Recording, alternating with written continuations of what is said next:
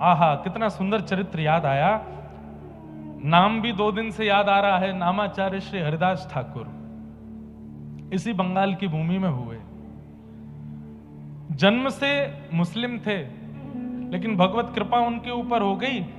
उनको उपाधि दी गई। जैसे लोगों के आगे परम पूजनीय श्री श्री लगाया जाता, ऐसे गौड़िया वैष्णव संप्रदाय में हरिदास ठाकुर को नामाचार्य कहते हैं। 3 लाख नाम रोज करते थे। तो जब मुस्लिम राजा को पता चला कि ये हमारे कुल खानदान का होते हुए भगवान का भजन करता है, हिंदुओं के देवता को गाता है, समझाया बुझाया, नहीं माने तो फिर कहा कि इसको मृत्यु दंड दो।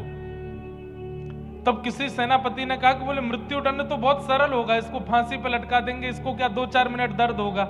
इसने जो गलत काम किया है हिंदुओं के देवताओं का नाम लेकर के, इसको तो कोई कड़ा दंड मिलना चाहिए। बोले क्या दंड दें?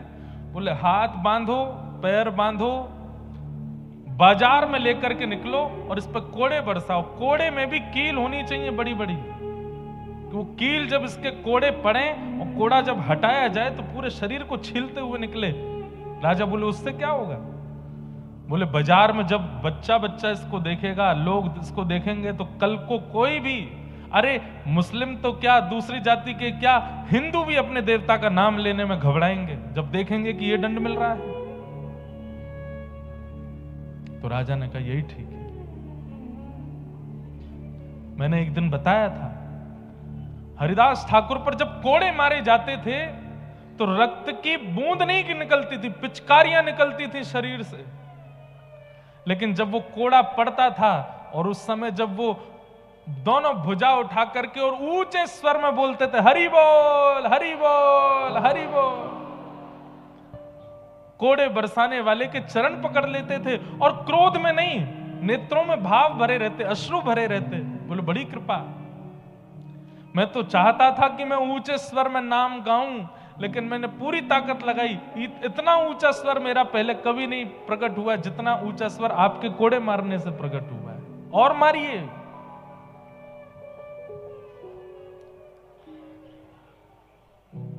प्रसंग आता है कि जब भक्त के ऊपर पीड़ा आती है और भक्त जब क्षमा करने लगता है तो ठाकुर जी फिर बदला लेने के लिए आते हैं। और यह बात निश्चित है, करके देख लीजिएगा। अगर आप भजनानंदी हो, अगर आप वैष्णव हो, आपके साथ कोई अनुचित कृत्य करता है, क्षमा कर दीजिए। ठाकुर जी ऐसा जवाब देते हैं उस व्यक्ति को फिर कि वही आएगा आपके चरणों में। और एक बात याद रखिएगा, वैष्णव भक्त का इस पूरे ब्रह्मांड में जिसने भी अपमान किया, ऐसा हुआ ही नहीं कि वो लौट करके क्षमा मांगने नहीं आया। एक दिन जरूर आया है, अपनी गलती का उसको एहसास हुआ है। बस वैष्णव शांत हो जाए, मौन हो जाए, उससे कुछ कहे ना। जब हरिदास ठाकुर पर इतने कोड़े मारे गए, इसके बाद भी उन्होंने कुछ नहीं कहा। महाप्रभु जगन्नाथ जी को आवेश आ गया और तुरंत सुदर्शन जी को आज्ञा की है, जाओ जाकर के इन म्लेच्छों को नष्ट कर दो, और इनको ही नहीं, इनके पूरे पृथ्वी पर जितने म्लेच्छ हैं सबको नष्ट कर दो। कौड़े बरसाए जा रहे हैं। सब लोग इधर देखो, ध्यान से सुनो। बाजार में कौड़े बरसाए जा रहे हैं। बच्चे अपने घरों में डर करके बैठे हैं। मां से पूछते, मां इनको क्यों मार रहे हैं? बोले ये हरे कृष्ण हरे राम बोलते हैं इसलिए मार रहे हैं। तुम मत बोलना कभी। इतना भय बैठ गया लोगों के अंदर। और उसी समय आकाश में एक सूर्य तो थे ही, दूसरे सूर्य प्रकट हो गए। एक सूर्य जो स्थित सूर्य हैं, उनसे भी तीव्र तेज वाले सूर्य साक्षात सुदर्शन जी आकाश में आ गए। और जैसे ही वो सुदर्शन जी नीचे पृथ्वी पर उन म्लेच्छों को नष्ट करने के लिए आने लगे, हरिदास ठाकुर भुजा उठा के रोने लगे, नहीं जगन्नाथ, नहीं महाप्रभु, ऐसा मत कीजिए। सुदर्शन जी प्रकट हो गए।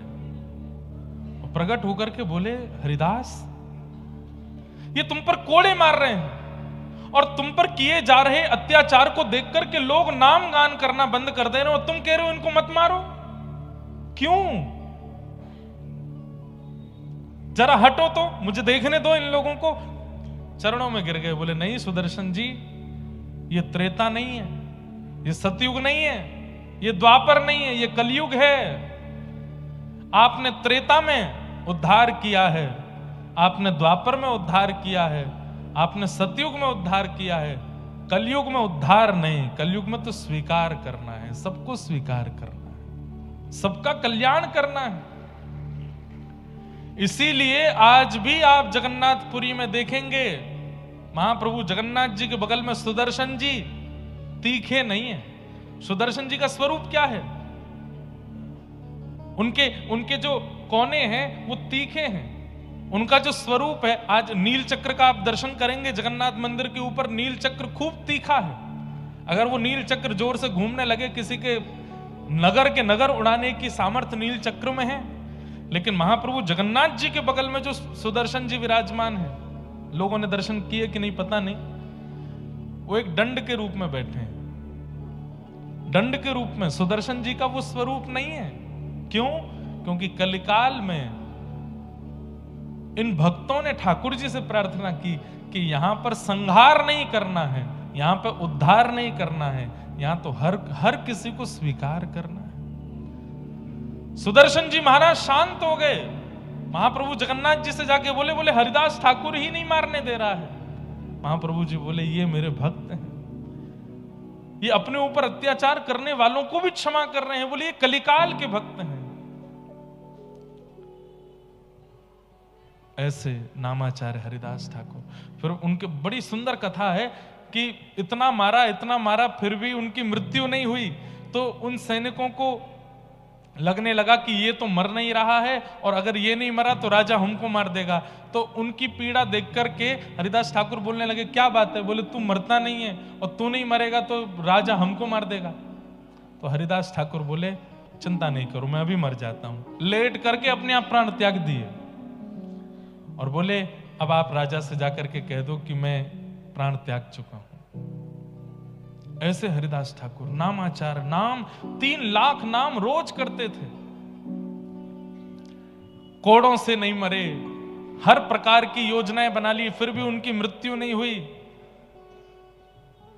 और उनके जीवित रहने से लोगों के अंदर नाम का प्रभाव बढ़ता जा रहा था। भले ही लोग प्रकट रूप से नाम नहीं गाते थे, लेकिन एकांत में जाकर के हरिदास ठाकुर का स्मरण करके नाम करते थे कि नाम का प्रभाव है हरिदास ठाकुर का। तब म्लेच्छों ने विचार किया कि हरिदास ठाकुर ऐसे तो नहीं मर रहा है, अगर इसका चरित्र हनन हो जाए, अगर इसका चरित्र हनन हो जाए तो हो सकता है कि नगर में इनका दुष्प्रचार होगा तो लोग इनकी बात मानना बंद कर देंगे। तब म्लेच्छ राजा ने एक नगर वैश्या को बुलाया और कहा कि हरिदास ठाकुर जिस कुटिया में बैठ के भजन करता है तुम वहां चली जाओ और कैसे भी करके उसको बहला फुसला करके और अपना बनाने का प्रयास करो। और कुछ नहीं, वो तुम्हारे ऊपर केवल हाथ रखे, आशीर्वाद देने को ही हाथ रखे, तुम बस चिल्ला करके हल्ला कर देना, तभी हम पूरे नगर को लेके पहुंच जाएंगे और हरिदास ठाकुर पर उसके चरित्र हनन का आरोप लगा देंगे। वैश्या बोली ठीक है, ये तो मेरे बाएं हाथ का खेल है।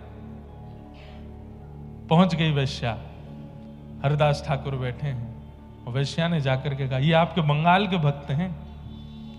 वैश्या जाकर के बैठ गई और बोली महाराज क्या कर रहे हैं?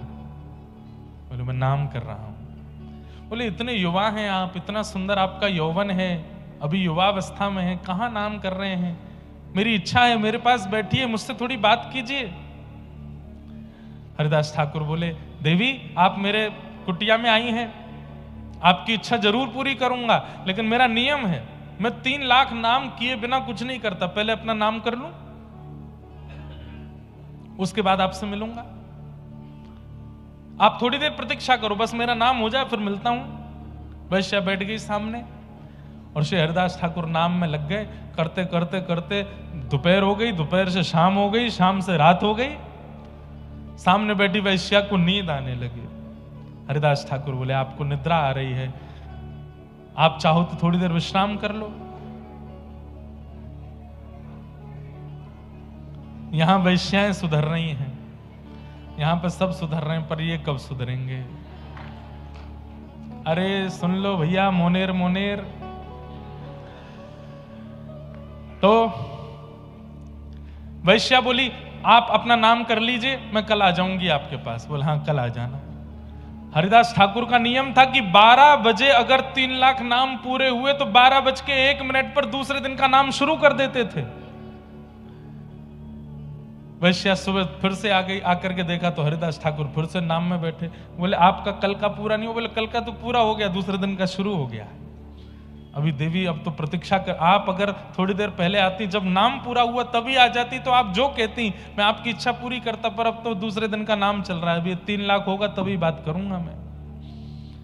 वैश्या फिर बैठ गई सामने, जपते जपते जपते। हरिदास ठाकुर नाम नहीं जप रहे हैं, प्रत्येक नाम में प्रार्थना कर रहे हैं कि हे जगन्नाथ, मेरे इस नाम का बल, मेरे इस नाम का प्रभाव, मेरे इस नाम का पुण्य इसको दे देना। ये इतनी सुंदर है, इतना अच्छा गाती है, इतने सुंदर इसके नेत्र हैं, इतना सर्वांगीण इसका सुंदर मधुर है। अगर ये सर्वांगीण अंग से आपका नाम गाएगी तो आपको प्राप्त कर लेगी। मेरे इस नाम का प्रभाव नाथ इसके हृदय को पवित्र कर देना।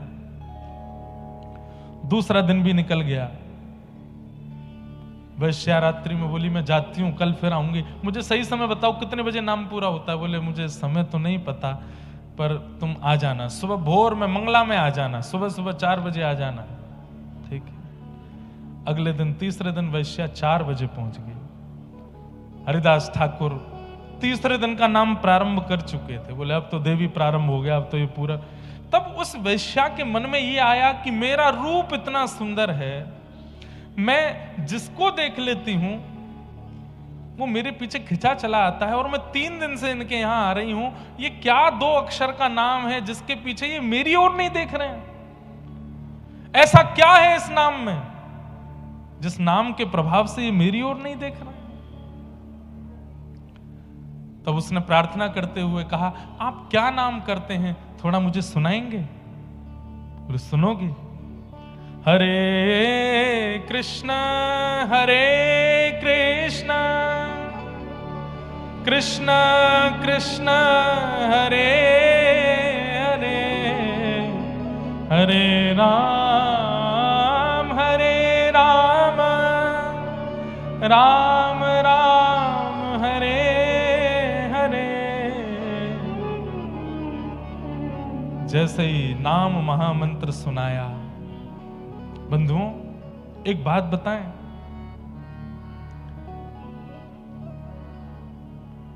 सामान्य कोई व्यक्ति अगर महामंत्र बोलेगा, जो नियम नहीं करता, जो पवित्रता नहीं रखता, जो शुद्धि नहीं रखता, जिसका अंतःकरण शुद्ध नहीं, जिसका खान पान शुद्ध नहीं, उसका नाम बोलने से सामने वाले पे प्रभाव नहीं पड़ेगा।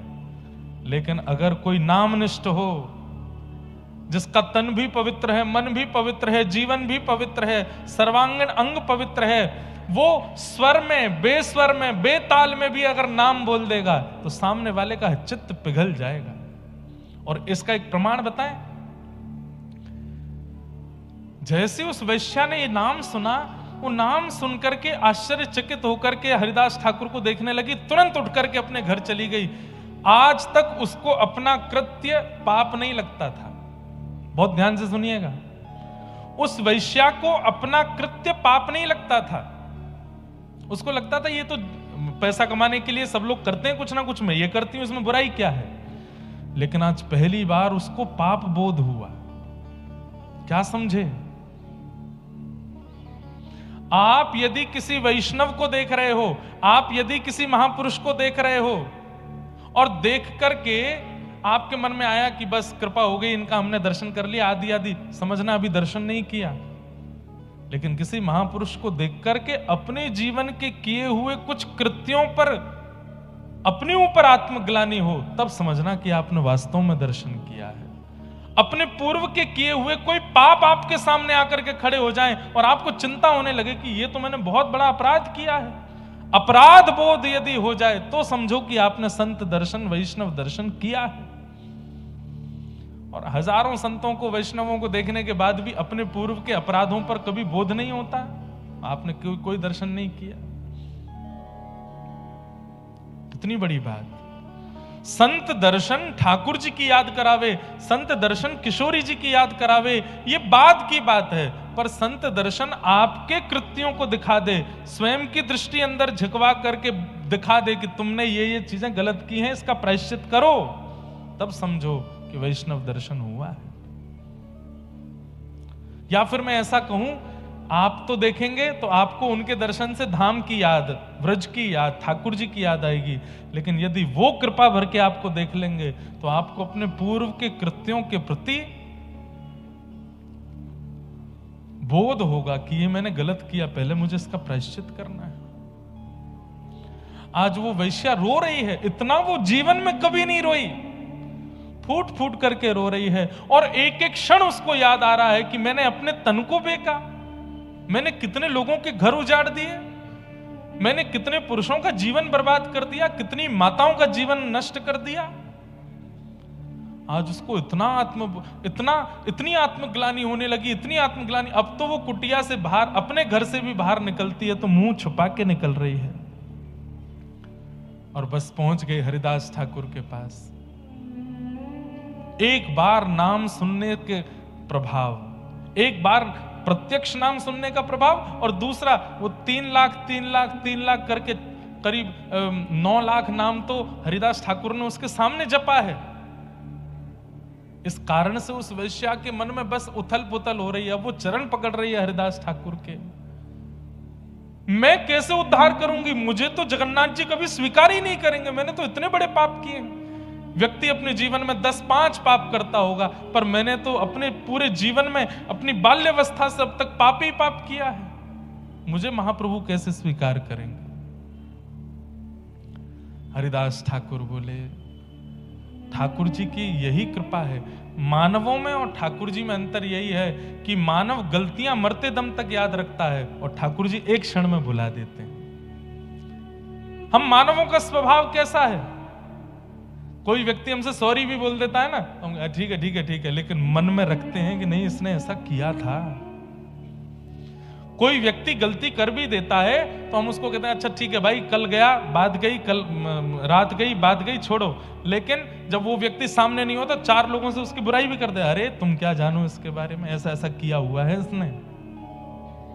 पर ठाकुर जी का स्वभाव कैसा है, एक बार व्यक्ति जब भुजा उठा करके कहता है कि हे नाथ मुझसे अपराध हो गया, अब आज के बाद नहीं करूंगा, संकल्पित होके, ठाकुर जी कहते हैं भूल गया मैं, मुझे याद ही नहीं तूने किया क्या था, बस अब आगे मत करना। ऐसा ठाकुर जी का स्वभाव। हरिदास ठाकुर बोले, जो नाम तूने सुना है बस उसको अपना जीवन बना ले, और लौट करके पीछे नहीं देखना, ना आत्मग्लानि करनी, ना दोबारा उन कृत्यों में जाना जो तूने किए हैं। और सुन, इस कुटिया में मैंने करोड़ों नाम किए हैं, अब मैं तो कहीं और चला जाऊंगा, तो इस कुटिया में रहे और यहां रह करके भजन कर। हरिदास ठाकुर तो उस समय चले गए, वहां से कहां गए, आगे कहीं निकल गए और उस वैश्या को उस कुटिया में बैठा गए। वहीं बैठ करके वही नाम प्रारंभ कर दिया उस वैश्या ने, जिसका रूप देख करके काम प्रकट होता था लोगों के चित्त में। आज उसका रूप लावण्य ऐसा कि जब वो कुटिया से निकलती है तो हजारों संतों की तादाद में लोग उसको दर्शन करने के लिए आते हैं, क्योंकि उसको देख करके अब महाप्रभु जगन्नाथ प्रकट होते हैं चित्त में। नाम का प्रभाव। बंधुओं, आपकी उपस्थिति सामने वाले के चित्त में क्या अनुभव कराती है, इससे भी पता चलता है कि आप कैसे हो। आप कहीं जाते हैं तो लोगों के चित्त में आता है बड़ा पैसा वाला है, बहुत पैसा है इसके पास। आपकी उपस्थिति किसी के चित्त में क्रोध को उत्पन्न करे, ये तो ऐसा है, इसने हमारा बंटाधार कर दिया, पूरी कॉलोनी के लोग इससे परेशान हैं, क्रोध प्रकट करना है। किसी के चित्त में आपकी उपस्थिति किसी के चित्त में काम को प्रकट कर रही है, क्रोध को प्रकट कर रही है, लोभ को प्रकट कर रही है, तो इसलिए आप संसारी हो। लेकिन आपकी उपस्थिति होते ही सामने वाले का चित्त निर्मल हो जाता है, नेत्र सजल हो जाते हैं और ठाकुर जी का पावन स्मरण उसके चित्त में होने लग जाए, तब समझो कि आपकी भक्ति अब हो रही है। हरिदास ठाकुर के जीवन की एक बात और, वे जब रात्रि का समय होता था तो भुजा उठा करके और ऊंचे स्वर में नाम गुणगान करते थे ठाकुर जी का। किसी ने आकर के टोका, बोले कि सोते नहीं हो, हमको भी नहीं सोने दे, इतना तेज तेज क्यों बोलते हो, मन में कर लो। अभी हमने मोनेर मोनेर बात करी, लेकिन हरिदास ठाकुर का कारण ऊंचे स्वर में नाम जप इसलिए नहीं करते थे कि लोग जाने कि देखो मैं भक्त हूं। उन्होंने बताया कि मैं ऊंचे स्वर में नाम जप क्यों करता हूं, बोले मैं मन ही मन करूंगा तो मेरा उद्धार होगा, और मैं ऊंचे स्वर में करूंगा तो मानवों का नहीं, कितने कीट पतंग जीवाणु इस हवा वायुमंडल में डोल रहे हैं, वे भी नाम सुनकर के तर जाएंगे, इसलिए ऊंचे स्वर में करता हूं। सबका कल्याण, सबका उद्धार।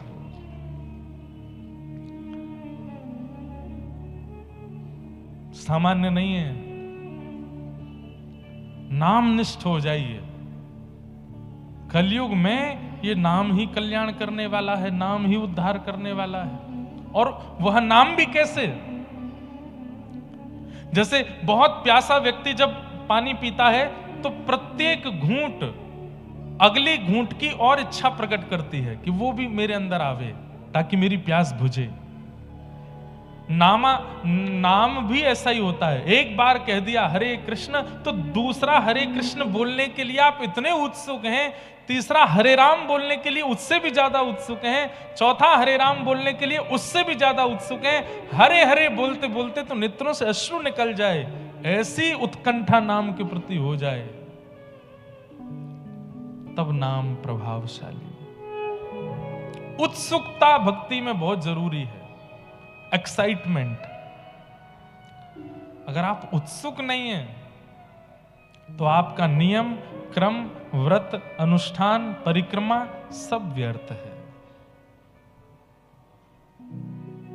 उत्सुकता, जैसी उत्सुकता यहां कथा सुनने की लोगों में है, जैसी उत्सुकता भीतर बैठने की लोगों में है, जैसी उत्सुकता एक एक शब्द को श्रवण करने की लोगों में है, ऐसी उत्सुकता केवल कथा नहीं हर भगवत संबंधी कार्य में हो जाए। आपकी ये उत्सुकता ध्रुव की तरह 5 महीने में ठाकुर जी का अनुभव करा देगी। केवल 5 महीने उत्सुकता आ जाए। संसार की क्रियाओं को करने में आलस्य नहीं आता हमको, पर भगवत कार्यों में आलस्य आता है, और यही आलस्य भगवत प्राप्ति में बाधा बनता है। आलस्य नहीं, उत्सुकता। तो मैं निवेदन कर रहा था कि भक्त कभी रिवेंज नहीं लेता, भक्त कभी बदला नहीं लेता, भक्त क्षमा करता है। उसकी तरफ से बदला ठाकुर जी ले लेते हैं, और जब ठाकुर जी बदला लेते हैं तो फिर अच्छा वाला ही लेते हैं। आपके साथ किसी ने कुछ गलत किया, आपने अगर उससे बदला लिया तो आप ज्यादा से 2-4 थप्पड़ मारोगे, लेकिन आपने पुलिस के हवाले कर दिया कि भाई इसने मेरे साथ ऐसा किया, अब आप देखो, पुलिस तो उसमें डंडे बरसाएगी फिर। ठीक वैसे ही आपके साथ अनुचित कृत्य पर आप कुछ रिएक्शन देते हो तो आप ज्यादा कुछ नहीं कर पाओगे, लेकिन ठाकुर जी के भरोसे छोड़ देते हो तो ठाकुर जी तो ऐसा चक्र घुमाते हैं, और याद रहे उसे। ऐसा नाम। तो दुर्योधन, अब एक बात और कह दूं, ये बदला लेने की इच्छा यदि चित्त में बहुत ज्यादा होती है कि उसने मेरे साथ ऐसा किया मैं देख लूंगा उसको, तो आप कहीं ना कहीं पांडव नहीं हो, इस संसार रूपी महाभारत के कौरव हो। क्योंकि कौरवों का ही स्वभाव होता है ऐसा।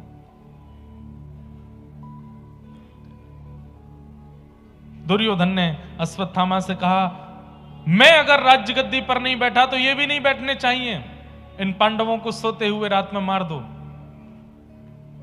बंधुओं, महाभारत क्या है? ये संसार ही एक महाभारत है, और इस संसार रूपी महाभारत में मैं और आप ही कौरव पांडव हैं। बस पहचान कौरवों की और पांडवों की उनके व्यवहार से है। कई लोगों का ऐसा व्यवहार होता है कि अगर कोई वस्तु मुझे नहीं मिली तो किसी को नहीं मिलनी चाहिए। यह दुर्योधन का स्वभाव है।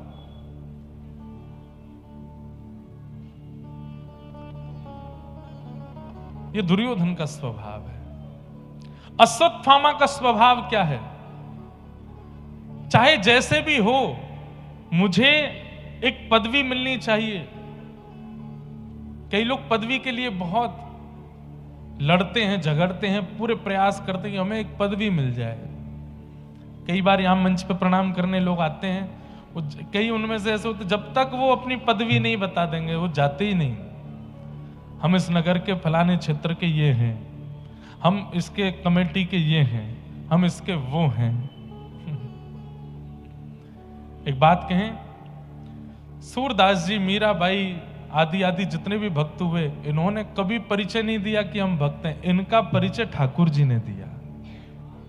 ये सूरदास है, ये मीराबाई है, ये कर्माबाई है, ये चैतन्य महाप्रभु हैं, इनका परिचय ठाकुर जी ने दिया। योग्यता आप अपना परिचय स्वयं दें उसमें नहीं है, योग्यता उसमें कि नगर का श्रेष्ठ या उस समाज का श्रेष्ठ आपका परिचय दे कि ये है। और कई लोग फिर उसमें भी कहवा देते हैं, सुनो हमारा बता देना हम कौन है। वैसे नहीं, सहजता में कोई कह दे कि आप कौन है, ठाकुर जी बता दें कि हम कौन हैं।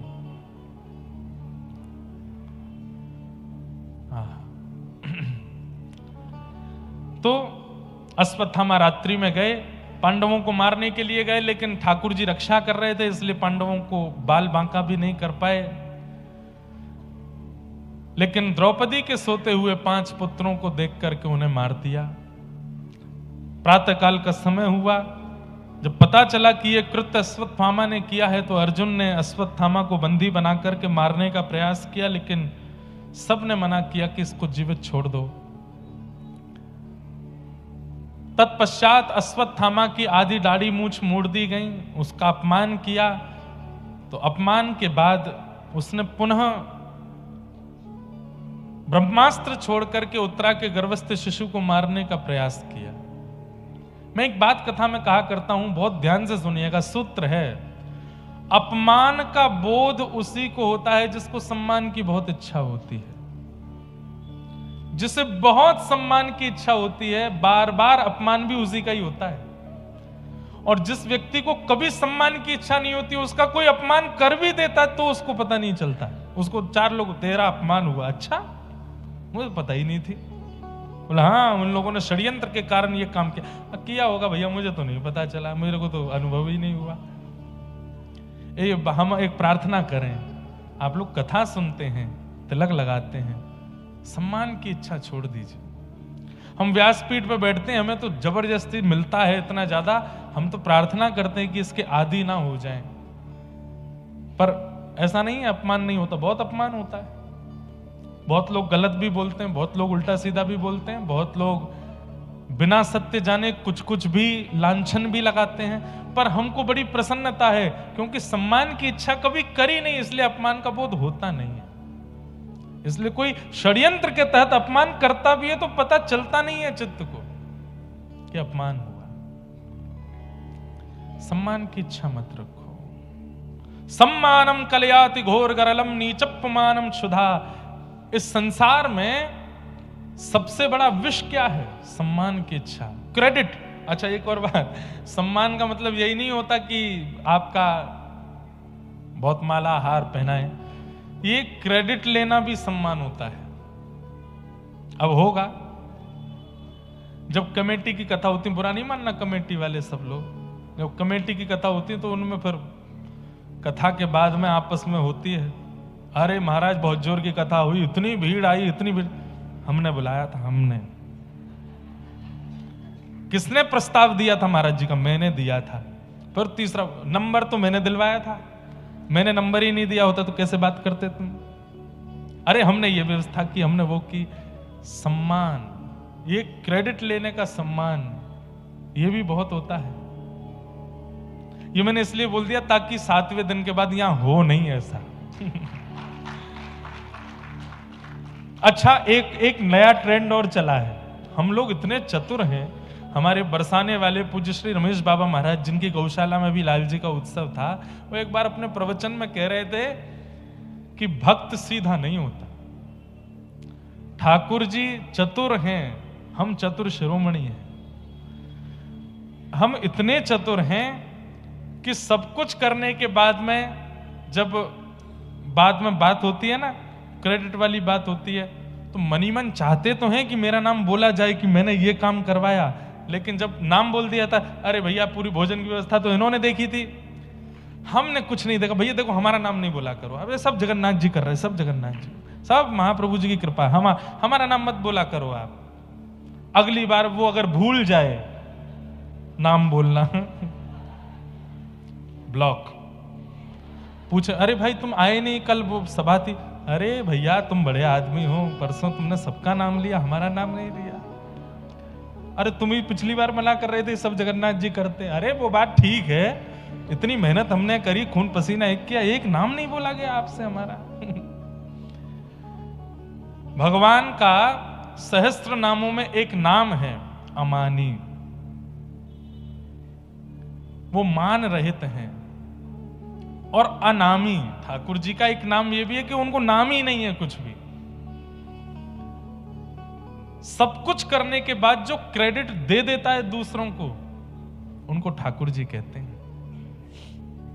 आज 28 साल की आयु में मैं बैठ करके कथा सुना रहा हूं, इतने सारे लोग सुन रहे हैं, और इस बात का अगर अभिमान मुझको है कि मेरी वाणी, मेरा कंठ, मेरा गला, मेरी विद्या या मेरे ऊपर संतों की कृपा, उसका प्रभाव है कि मैं कथा कर रहा हूं, तो ठाकुर जी को हंसी आती है। ठाकुर जी कहते हैं मुझे एक क्षण लगेगा ये गले का टेंटिया दबाने में, एक क्षण लगेगा, एक स्वर नहीं निकाल पाएगा अपने गले से, और क्या कह रहा है कि मेरा प्रभाव है। आज कोई कलकत्ता का बहुत बड़ा सेठ वो कहे कि मैंने इतना परिश्रम करके यहां पहुंचा हूं, मैं नहीं, ठाकुर जी की इच्छा नहीं होती, ठाकुर जी का अगर बल नहीं होता, मयानुकूलेन नभस्वतेरितम, ठाकुर जी स्वयं कहते हैं यदि मैंने अनुकूलताएं प्रकट नहीं की गई होती, कुछ नहीं कर पाते तुम। इसलिए अपने हर कृत्य पर यही मानिए कि मैं तो लायक था ही नहीं, ठाकुर जी ने करवाया, मैं योग्य नहीं था, मैं योग्य नहीं था। समर्पण ठाकुर जी के प्रति अति आवश्यक है।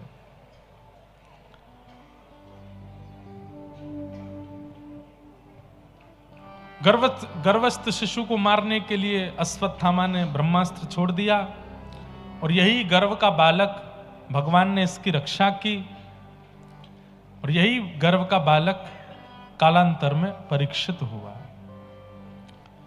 परीक्षित जी महाराज का जन्म हुआ, जन्म लेते ही ठाकुर जी दर्शन देने के लिए आए, ऐसी भी कथा आती है। धीरे धीरे परीक्षित बड़े हो रहे हैं, और एक समय आया, बहुत ध्यान से सुनिए सब लोग, अर्जुन द्वारिका गए हैं ठाकुर जी के पास, लेकिन अर्जुन का स्वभाव है, नियम है कि अर्जुन कुछ दिन में ही लौट करके आ जाते हैं, लेकिन अब महीनों बीत गए, अर्जुन लौट करके नहीं आए। जब लौट करके आए तो खबर दी कि ठाकुर जी तो अपनी लीला पूरी करके चले गए। जब अर्जुन के मुख से ये खबर सुनी तो युधिष्ठिर आदि पांडवों ने उसी क्षण हस्तिनापुर की राज्य गद्दी को छोड़ दिया और अपने वंशधर परीक्षित को राज्य गद्दी पर बिठा करके परीक्षित को आज्ञा की कि अब तुम राज्य को संभालो। छोटे से परीक्षित जी राजा बन गए, धीरे धीरे बड़े हुए, ब्राह्मणों के संरक्षण में इनका राज तिलक हुआ, विवाह हुआ, जन्मेजय आदि पुत्र हुए। बहुत ध्यान से सुनो। और एक दिन राजा परीक्षित वन में निकले थे, तभी आपने वहां पर एक आश्चर्य देखा। कैसा आश्चर्य? कि एक व्यक्ति जिसका वर्ण श्याम है, काला है, लेकिन श्याम वर्ण के लोग भी देखे गए हैं, वो इतने अनुचित नहीं लगते हैं, परंतु इसको देख करके तो बड़ी अनुचितता आ रही है चित्त में। और वो एक बैल के पैर को काट रहा है, जिसके 3 पैर पहले से ही कटे हुए हैं। तो ये व्यक्ति कौन है? ये कलयुग है। और ये जिसके पैर काट रहा है वो साक्षात धर्म है।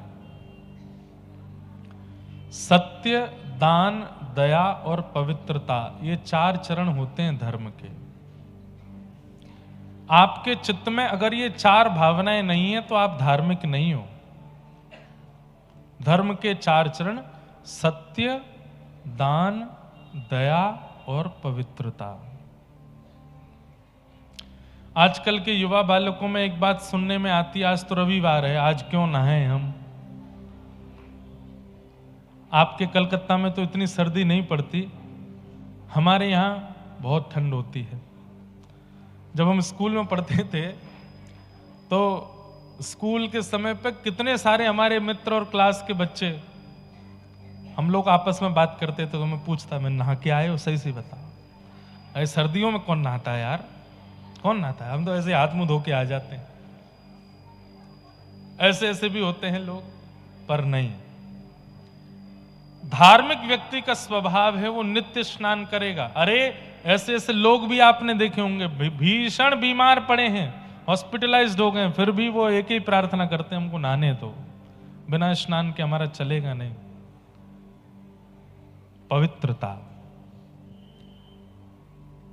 धर्म का दूसरा रूप होता है सत्य। सत्य संभाषण बहुत कम हो गया है, लोग बाग झूठ ज्यादा बोलने लग गए हैं, लेकिन फिर भी कहीं ना कहीं सत्य के प्रति रुचि सबकी है। बोलते भले ही ना हो, सुनने के लिए तो सत्य ही चाहते हैं सब। भले ही दुनिया से झूठ बोलते हो, लेकिन जब अपनी सुनने की बारी आती है सबको सत्य ही सुनना है। इसका मतलब सत्य अभी भी बचा है, सत्य धर्म है। सत्य का एक रूप और है, भगवत मार्ग को भी सत्य कहते हैं।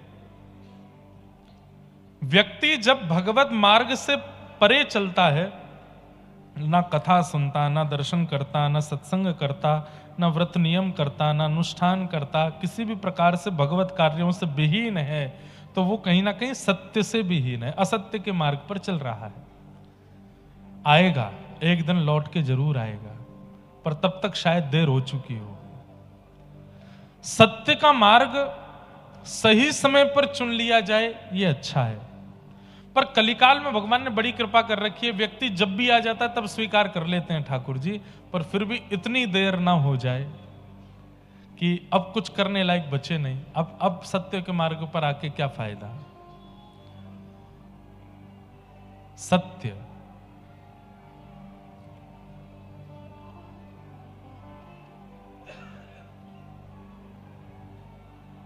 ये कथा पंडाल में हो रहा है कि बाहर हो रहा है?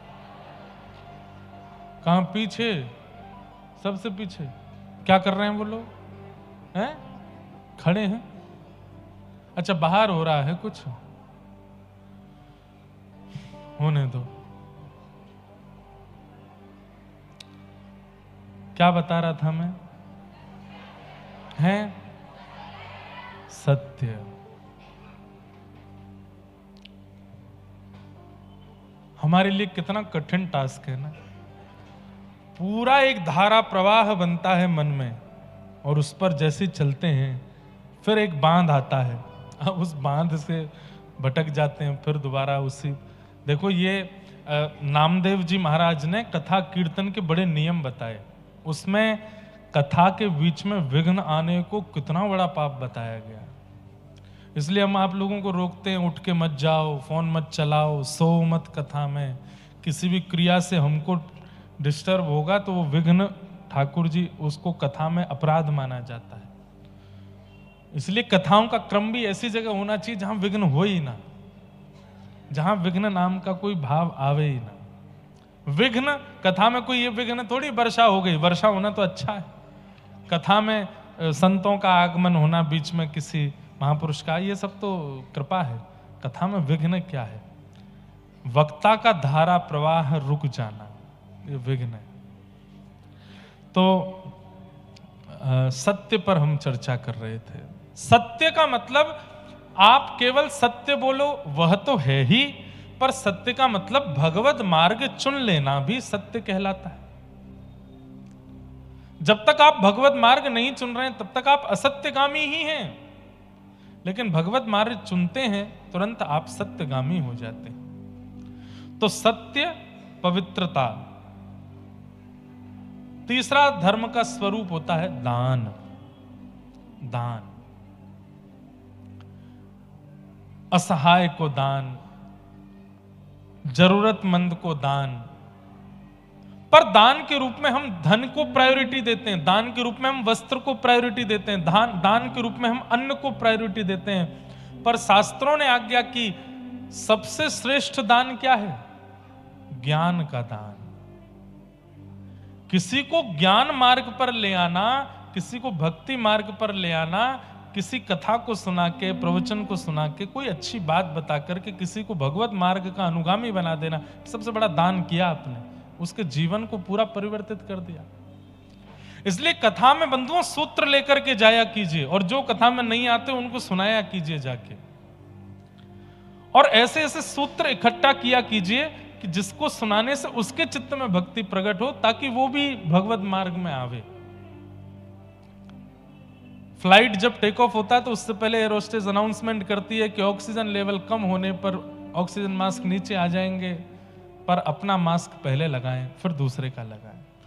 तो हम जब स्वयं देख रहे हैं कि हम भक्ति मार्ग पर आ चुके हैं, अब हमारा प्रयास होना चाहिए कि हम औरों को भी इस मार्ग का अनुगामी बनावें, उनको भी इस मार्ग का अनुसंधान करवावें। लेकिन हां, पीछे ही मत पड़ जाना। करो, तुम तो चलो, कथा में ही चलो, तुमको तो जगन्नाथपुरी जाना ही पड़ेगा, महाप्रसाद पाना ही पड़ेगा। एक आध दो बार में रुचि नहीं बनती है तो फिर छोड़ दो। देखो, संसारी व्यवस्थाओं के लिए जिद अच्छी है, पर भगवत सेवा में एक दो बार से ज्यादा जिद नहीं करनी चाहिए। इतनी सस्ती नहीं है भगवत भक्ति कि आप किसी के पीछे ही पड़ गए हो कि लगे रहो, ऐसे करेगा करेगा, कैसे नहीं करेगा ना। एक आध बार में मान जाए तो अच्छा, नहीं माने तो छोड़ो।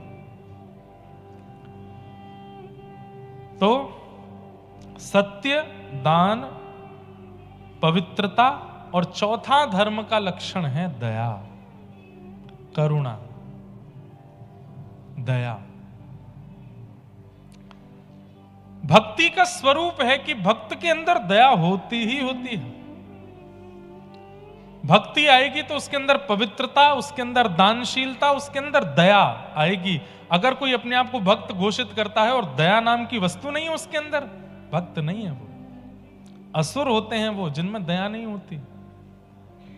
बंधुओं, दया हम आप सब लोगों की कितनी पराकाष्ठा है दया की, कि हम किसी का दर्द देख करके, सुन करके दुखी हो जाएंगे। बहुत ज्यादा दुख दर्द देख करके भी हम रोने लगेंगे। पर दया की ऐसी ऐसी पराकाष्ठा, दया की ऐसी ऐसी पराकाष्ठा अनुभव की गई हैं। चैतन्य महाप्रभु दया की पराकाष्ठा पार कर चुके थे। अरे, छोटे से कीट पतंगों को देख करके भी उनके मन में दया आ जाती थी कि इसका उद्धार कैसे होगा, इसका कल्याण कैसे होगा। ये कीट बन गया, ये चेंटी बन गया, ये पतंगा बन गया, ये छिपकली बन गया, ये बन गया, इसका उद्धार कैसे होगा। इतनी दया की पराकाष्ठा हमारी नहीं है। हमारी दया की पराकाष्ठा यहां तक है कि कोई अपनी बहुत दुख दर्द भरी कहानी सुनाए तो हम थोड़े भावुक हो जाएंगे। ये तो बहुत बात की बात है, ये तो सामान्य, सबको हो जाता है। इतनी दया तो सबके चित्त में हो जाती है। पर दया की इतनी पराकाष्ठा हो जाए कि सामान्य सी स्थिति देख करके हमारा चित्त द्रवित हो जाए, ये भक्ति से होता है। सामान्य सी स्थिति देख करके मन विचलित हो जाए, दया की वो पराकाष्ठा भक्ति से आती है। भक्ति बढ़ रही है, भक्ति चित्त में आ रही है, इसका पैरामीटर दया से नापा जाता है कि आप में दया कितनी आ रही है। हृदय से निर्दयी होते जा रहे हो और यहां भजन भी करते जा रहे हो तो आप भक्त नहीं हो। दया की पराकाष्ठा। और एक बात कह दूं, आंखें जितनी सजल रहती हैं उससे पता चलता है कि भक्ति कितनी है। सूखे नेत्र पड़े रहते हैं, इसीलिए हमारे जगन्नाथपुरी में जब आप दर्शन करने जाते हैं तो वहां कपूर पीस के ऐसे लगा दिया जाता है। क्यों? बोले भाई, तेरे नेत्रों में इतनी करुणा तो नहीं है कि तू सजल नेत्रों से जगन्नाथ जी को देखे, इतनी दया तेरे चित्त में नहीं है कि तेरे नेत्र उनको देख के सजल हो जाएं, इसलिए हम ही कपूर लगा के सजल कर देते हैं, जबरदस्ती सजल किए जाते हैं। एक भाव ऐसा भी है, दूसरे भाव वो ठाकुर जी का प्रसाद है। इस भाव से नेत्र पवित्र हों तब आप ठाकुर जी को देखो। बाहर से जाने क्या क्या देख के आए होंगे, कपूर की पवित्रता से नेत्र सजल पवित्र कर दिया, अब देखो जगन्नाथ जी को। पर नेत्रों की सजलता और सदा नेत्र भीगे ही रहते हैं, इसका मतलब है कि भक्ति का पैरामीटर काफी ऊंचा जा चुका है। नेत्रों में मैंने कितने महापुरुषों को मैं नाम बोल दूं, परम पूजनीय प्रातः स्मरणीय श्री विनोद बिहारी दास बाबा, बरसाने वाले हमारे बाबा, मैंने जितनी बार मिला हूं उनसे, मैंने कभी सूखे नेत्र नहीं देखे उनके। और मैं जितनी देर बैठता हूं, वो सामान्य बात भी करते हैं तो भी नेत्रों से अश्रु गिरता ही रहता है। ऐसी दया, ऐसी करुणा। हमारे ठाकुर जी के नेत्र हमारी तरह पूरे पूरे नहीं खुलते, ठाकुर जी के आधे नेत्र खुलते हैं। और सदा ठाकुर जी के जगन्नाथपुरी में पूरे नेत्र खोल के बैठे, उसके पीछे भी एक कथा है। पर ठाकुर जी के आप श्रीनाथ जी में दर्शन करो, वृंदावन में दर्शन करो, तो ठाकुर जी के नेत्र कटाक्ष हैं। ये कटाक्ष नेत्र क्यों है? आधे खुलते हैं ठाकुर जी के नेत्र। क्यों? भीगे रहते हैं सदा। ठाकुर जी भक्ति प्रेम में भीगे रहते हैं। भीगे नेत्र दया की पराकाष्ठा ये प्रमाण करती है कि आपकी भक्ति कितनी है। और नेत्र सूखे रहते हैं, इसका मतलब है कि दया नहीं है चित्त में। अब आप लोग एक दूसरे को देखने मत लग जाना, तेरे ही हैं सूखे, तो तेरे बारे में ही बोल रहे हैं। नहीं, दूसरे को जज करने से पहले खुद को देखो, खुद का अनुभव करो। कोई पर्टिकुलर जगह पर, पर्टिकुलर स्थान पर, पर्टिकुलर बात सुन के तो सबके नेत्र भीग जाते हैं, पर अकारण भी नेत्र भीगे रहें। हमारे श्री चैतन्य महाप्रभु सदा नेत्र भीगे रहते हैं। क्योंकि आपको महाप्रभु जी के बारे में तो पता ही होगा। श्री चैतन्य महाप्रभु कौन है? राधा कृष्ण मिलत तनु हैं। ठाकुर जी व्रजमंडल छोड़ करके द्वारिका गए तो किशोरी जी को, ब्रजवासियों को, व्रज की गोपियों को इतना विरह देकर के गए कि लीला पूरी करने के बाद ठाकुर जी के मन में आया, मैंने इतना विरह दिया है किशोरी जी को, इतना विरह दिया है गोपियों को, अब इसके समान विरह जब तक मैं सहन नहीं कर लूंगा तब तक मेरे चित्त को शांति नहीं पड़ेगी। उसके लिए मुझे किशोरी जी के भाव में आना पड़ेगा। तब श्री कृष्ण किशोरी जी के भाव में प्रकट हुए इसी बंगाल की भूमि पर श्री चैतन्य महाप्रभु। जिस प्रकार किशोरी जी पुकारती हैं ठाकुर जी को, किशोरी जी ढूंढती हैं ठाकुर जी को, उसी प्रकार श्री कृष्ण चैतन्य महाप्रभु के रूप में कृष्ण को ही ढूंढ रहे हैं। अद्भुत है चैतन्य चरितामृत। भीगे रहते हैं, ढूंढते रहते हैं कहां है श्याम सुंदर।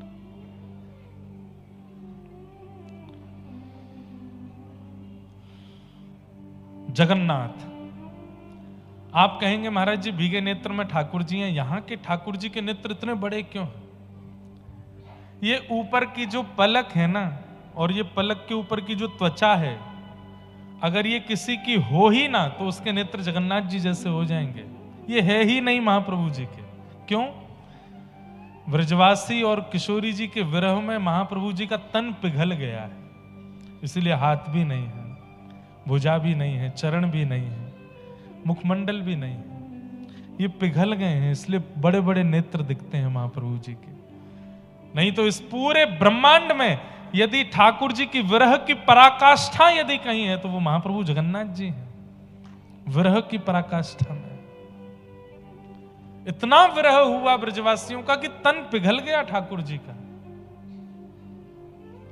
इतना याद करते हैं ठाकुर जी ब्रजवासियों को। उधो मेरी मैया से जा कहियो, उधो मेरी मैया से जा कहियो, तेरो कान्हा दुख पावे मेरी मैया से जा कहियो दो, मेरी मैया।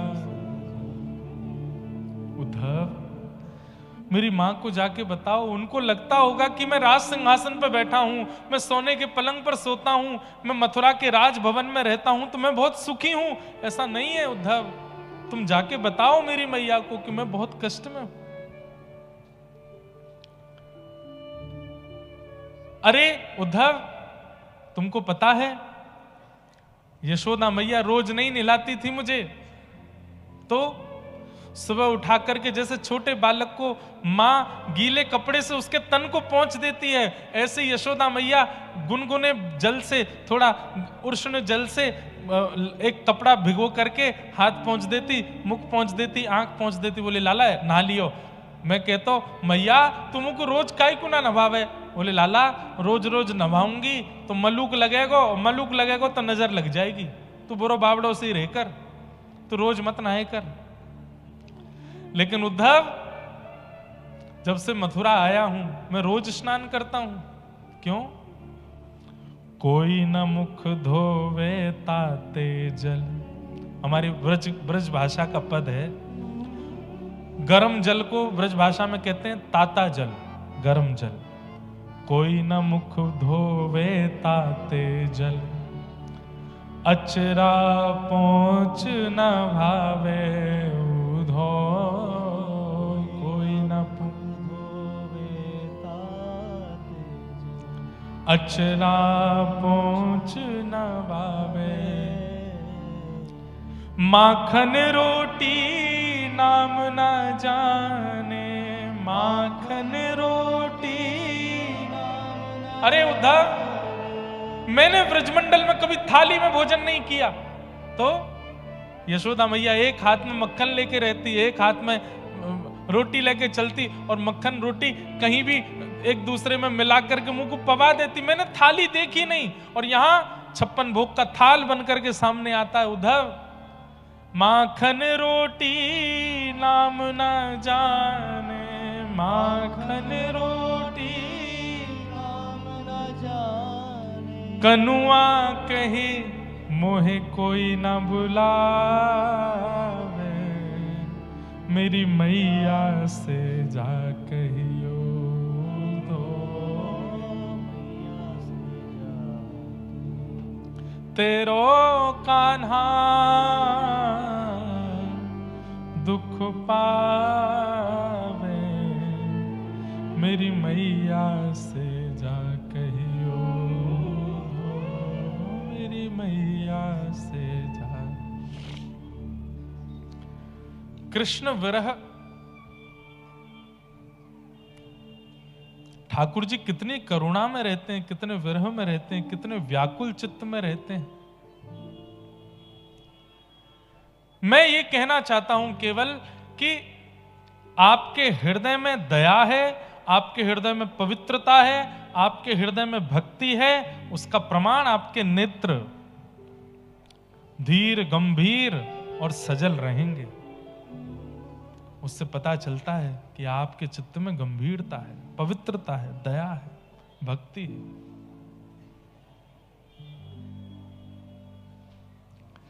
तो सत्य, दान, दया और पवित्रता धर्म के 4 चरण हैं। अगर ये चारों स्थिति आपके जीवन में नहीं है तो आप धार्मिक नहीं हो। इसलिए ज्यादा से ज्यादा मात्रा में इन 4 भावों को चित्त में लाओ, सत्य, दान, दया और पवित्रता।